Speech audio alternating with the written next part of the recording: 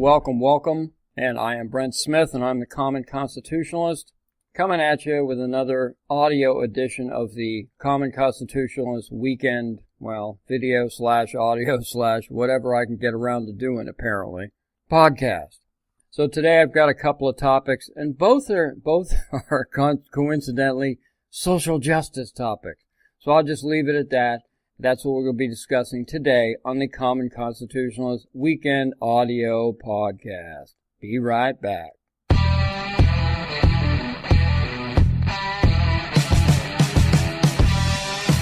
You are listening to the Common Constitutionalist, broadcasting from an undisclosed location, free from the prying eyes of establishment black helicopters.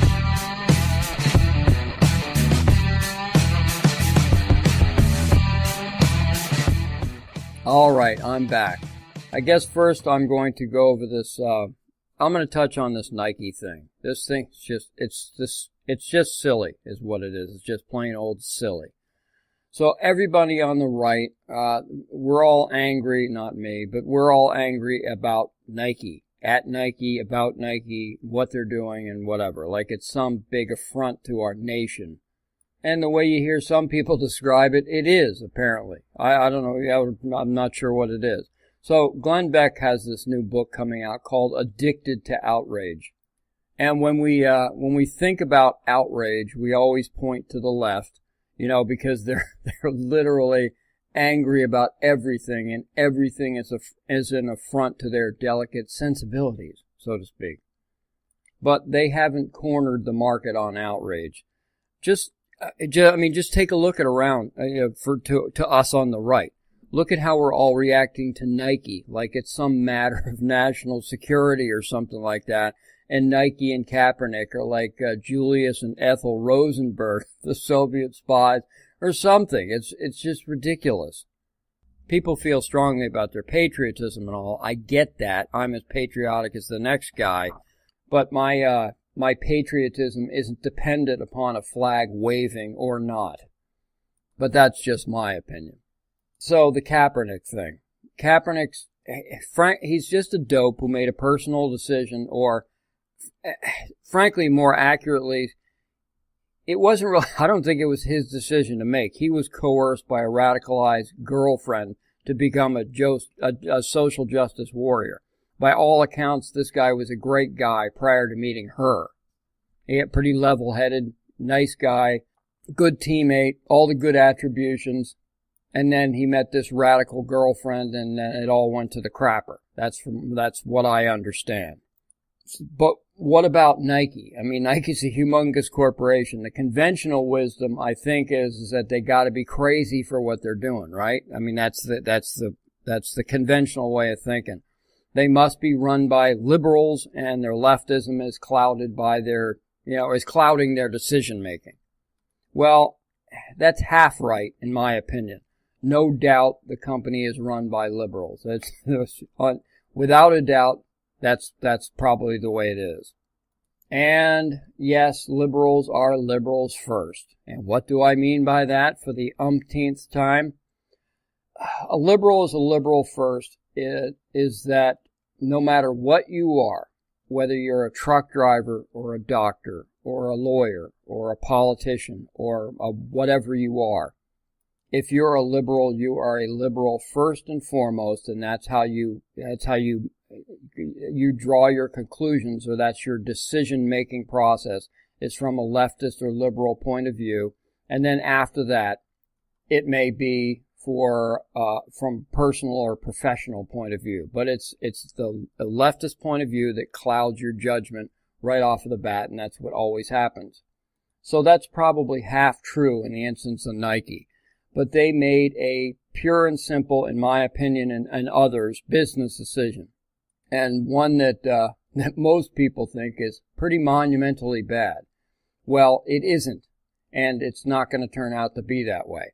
Nike understands their own market and their own customer base probably better than any other consumer product out there, at least in their field or genre. And their customer base, it ain't people like me. And in a lot of cases, it's basically ethnic kids and 20-somethings and whatever. And that's who they cater to, and that's who buys their $200 pieces of crap. That's just my opinion. It's a big market here in the U.S., and believe you me, these are kids who have no qualm about plunking down that money for $200 for a lousy pair of sneakers. I personally think it's immoral, but apparently I'm some sort of a fossil, I guess, who has a warped notion that $100 for a pair of sneakers is too much, at least according to my kids, who are in fact Nike's target audience, although they don't necessarily buy Nike. And then, of course, there's the international market, and that's growing all the time. And a lot of the international market, frankly, can't stand America to start with. And so what the heck do they care about the kneeling in front of the flag or American patriotism? They don't give a crap about that. So all that stuff's baked in from the start.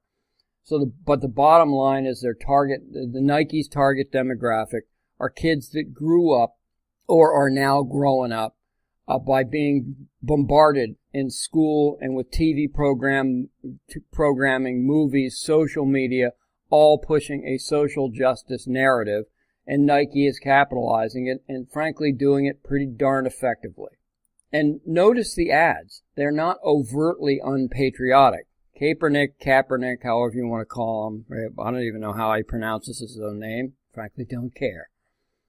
He's not out there burning the flag or anything. They don't even mention the controversy necessarily.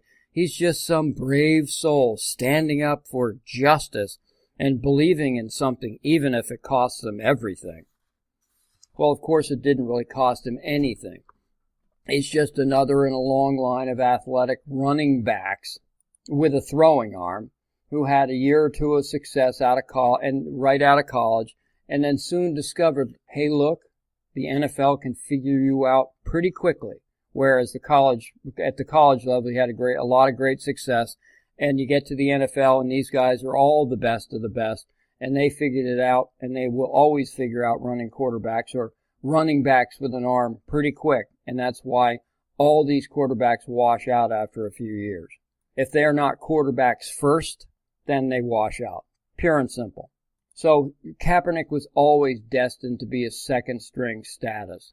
So bottom line is you can forget what you see, you can forget what you hear or read about the stock price or the market share or all this other crap. Nike made a calculated business decision. Sure, it might have had liberalism sprinkled in there, but they've done this many times in the past, and as much as we don't like it or even want them to succeed in this particular case, they will, because they understand fully who they're selling to, and it ain't us. I'll be right back after these messages from our sponsor.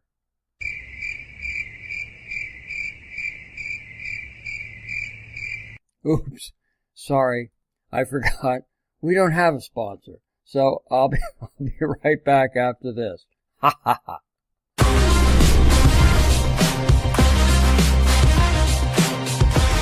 You're listening to me, the Common Constitutionalist. Yeah, baby! Yeah.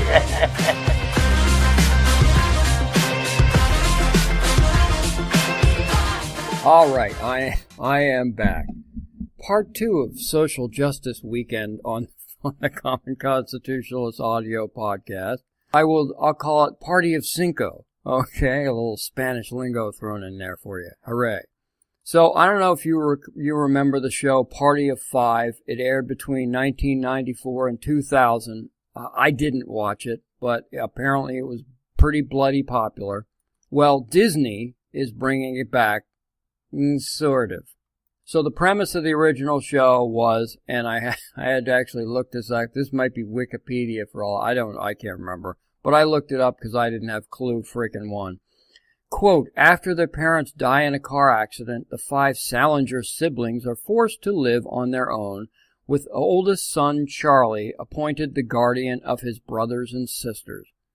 Charlie is, I don't know what the actor's name is, but I saw the poster of the old Party of Five, and that guy he was one of the stars in the Lost series. the shipwreck or plane wreck or whatever the crap thing that was. Anyway, so the oldest son, Charlie, he was appointed the guardian of his brothers and sisters. Their new situation means putting aside personal goals to help make ends meet and keeping the family together, unquote. So we got all that. Party of 5, died in a car accident.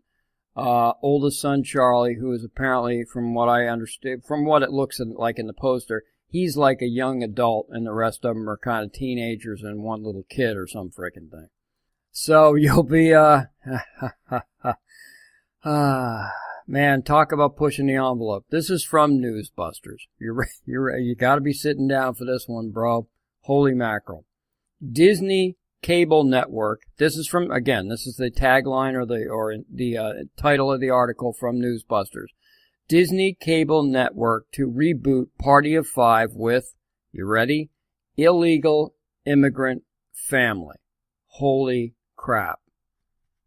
That's just driving over a cliff, man. That's not even pushing the envelope. That's just that's taking the envelope, putting it in the back seat, strapping it in, and driving over a cliff. That's what it is. They continue. So the network Freeform has announced that it is putting together a Party of 5 reboot. For fans of the 90s classic, this sounds like good news, though they should know that it's not quite the show they grew up with. Really. Freeform's twist on this all-American family is that it's being replaced by a Mexican immigrant family whose parents have been deported. Holy blank. Can we go back and talk about Colin Kaepernick and Nike again, please? That sounded pretty attractive right about now. Ye God, man. Newsbusters, this is painful, man. Newsbusters continues. Remember that streaming platform Freeform is owned by Disney, so it's no surprise that the company would be promoting this type of socially conscious material.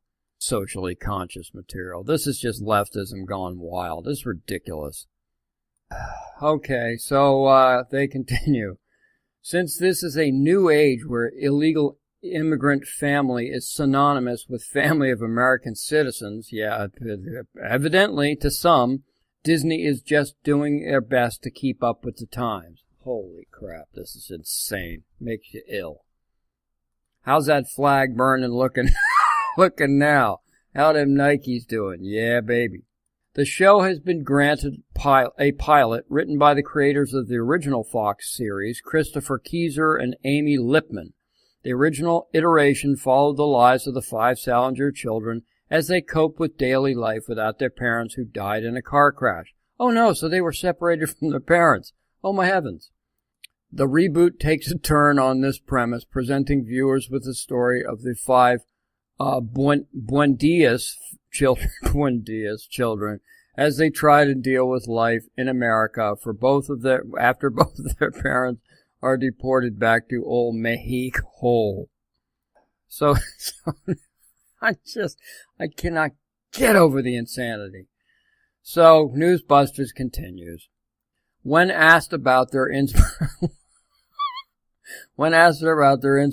for this show's new Latin flavor, the creators stated, quote, 25 years ago, we imagined a story about 5 kids navigating the world after untimely death of their parents. Today, stories of families being separated, children having to raise themselves in the wake of their parents' deportation, don't require any imagination. They are everywhere.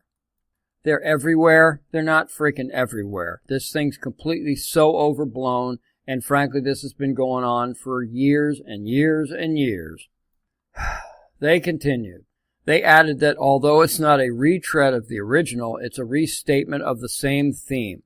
Quote, that families persist no matter how great the obstacles, unquote. No matter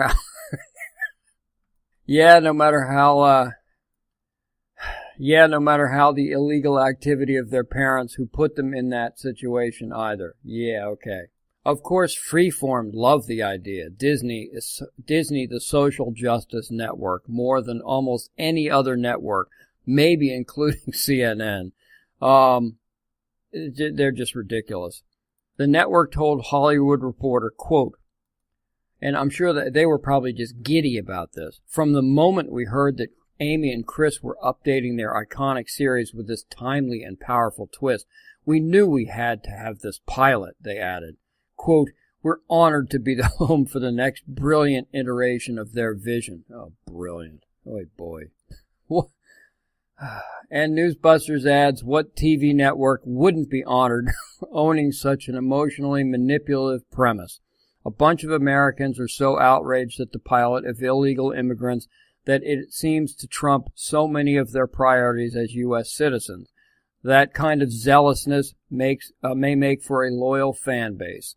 But as far as the rest of us are concerned, we thought it was painful just to hear the reboots of classic franchises were going to be pumped out at a record pace, but reboots with inane social justice premises, Hollywood is clearly, like Nike, picking its audience, and more conservatives are being left out. They don't care because it's just like the left everywhere.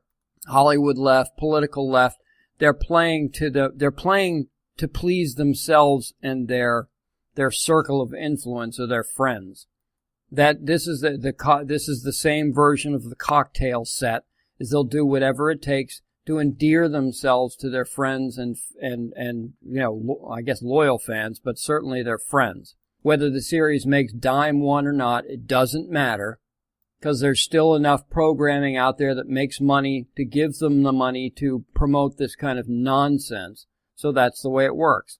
And other than that, I ain't got nothing to say about it, other than it's just the most absurd thing I've heard in quite some time, easily more absurd than Nike and Kaepernick.